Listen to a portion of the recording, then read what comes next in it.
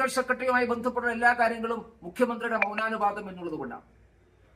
ഇത്രയും ഗുരുതരമായൊരു വിഷയം കേരളത്തിൽ ഉണ്ടായിട്ട് അതിന്റെ മെറിറ്റിനെ കുറിച്ച് ചർച്ച ചെയ്യുന്നതിന് പകരം ഈ സംഭവത്തെ മറ്റൊരു ദിക്കിലേക്ക് എത്തിക്കാനാണ് പ്രതിപക്ഷ നേതാവ് പരിശ്രമിക്കുന്നത്. ഇതിന്റെ എല്ലാം പുറകിൽ RSS ആണ് എന്ന VD സതീശന്റെ കണ്ടെത്തൽ അദ്ദേഹത്തിന്റെ ബുദ്ധിക്കെന്തോ കാര്യമായി സംഭവിച്ചതുകൊണ്ടാണ്. സംസ്ഥാനത്തെ ADGPയും മുഖ്യമന്ത്രിയുടെ പൊളിറ്റിക്കൽ സെക്രട്ടറിയും ക്രിമിനൽ കുറ്റകൃത്യങ്ങൾക്ക് നേതൃത്വം കൊടുക്കുന്നു എന്നുള്ള ഗൗരവമേറിയ ഒരു വാർത്ത, ആ വാർത്ത വന്നിട്ട് അതിനെ സംരക്ഷിക്കുന്ന നിലപാട് മുഖ്യമന്ത്രി സ്വീകരിച്ചിട്ട് അതിന്റെ കൂടെ RSSനെ വലിച്ചു കെട്ടി മുഖ്യമന്ത്രിയെയും ADGPയും രക്ഷപ്പെടാനുള്ള കവാടം ഒരുക്കുകയാണ് പ്രതിപക്ഷ നേതാവ് ചെയ്യുന്നത്. സത്യത്തിൽ പ്രതിപക്ഷ നേതാവിന് ADGP നിലനിൽക്കണമെന്ന് ആഗ്രഹമുണ്ടോ? പൊളിറ്റിക്കൽ സെക്രട്ടറിയെ ശരി തുടരണമെന്ന് ആഗ്രഹമുണ്ടോ? ഈ ക്രൈസിസിൽ നിന്ന് പിണറായി വിജയൻ രക്ഷപ്പെടണമെന്ന് ആഗ്രഹിക്കുന്നുണ്ടോ?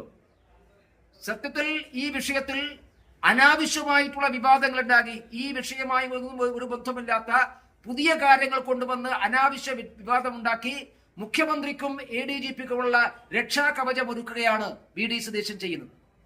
അല്ലെങ്കിൽ ഇത്തരമൊരു സന്ദർഭത്തിൽ ഒരു മെറിറ്റുമില്ലാത്ത, വസ്തുതയുമായിട്ട് ഒരു ബന്ധമില്ലാത്ത ഒരു ആരോപണം എന്തിനാ VD സതീശൻ പറയുന്നത്? എന്തിനും ഏതിനും RSSന്റെ പേര് വലിച്ചഴിച്ച് മുഖ്യമന്ത്രിയെ രക്ഷപ്പെടാനുള്ള സന്ദർഭം ഒരുക്കുകയല്ലേ ചെയ്യുന്നത്. അതുകൊണ്ട് മുഖ്യമന്ത്രിയെ രക്ഷാകവചമൊരുക്കുന്ന, മുഖ്യമന്ത്രിയെ സംരക്ഷിക്കുന്ന നിലപാട് പ്രതിപക്ഷ നേതാവ് അവസാനിപ്പിക്കണം. ഈ വിഷയത്തിൽ എന്തുകൊണ്ടാണ് മുഖ്യമന്ത്രിയുടെ രാജി ആവശ്യപ്പെട്ടുകൊണ്ട് ഒരു പ്രക്ഷോഭം നടത്താൻ കോൺഗ്രസ് തയ്യാറാകുന്നത്? ഭാരതീയ ജനതാ പാർട്ടി ഈ വിഷയത്തിൽ മുഖ്യമന്ത്രിയുടെ രാജി ആവശ്യപ്പെട്ടിട്ടുണ്ട്. പക്ഷെ പ്രതിപക്ഷ നേതാവിന്റെയും പ്രതിപക്ഷത്തിന്റെയും ശബ്ദം വളരെ ദുർബലമാണ്, സംശയാസ്പദമാണ്.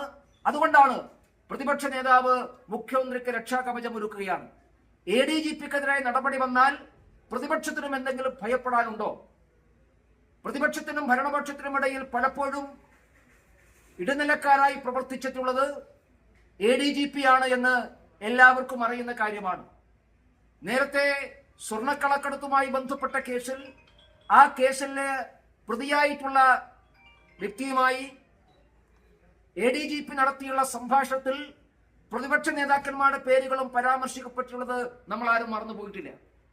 അതുകൊണ്ട് മുഖ്യമന്ത്രിക്കും ഈ ഭരണപക്ഷത്തിനും പ്രതിപക്ഷത്തിനും ഇടയിൽ പലപ്പോഴും ഇടനിലക്കാരനായി പ്രവർത്തിച്ചിട്ടുള്ള വ്യക്തി ഈ ADGP ആയതുകൊണ്ട് ADGPയെ സംരക്ഷിക്കപ്പെടണമെന്ന് പ്രതിപക്ഷ നേതാവിന് ആഗ്രഹമുണ്ടോ?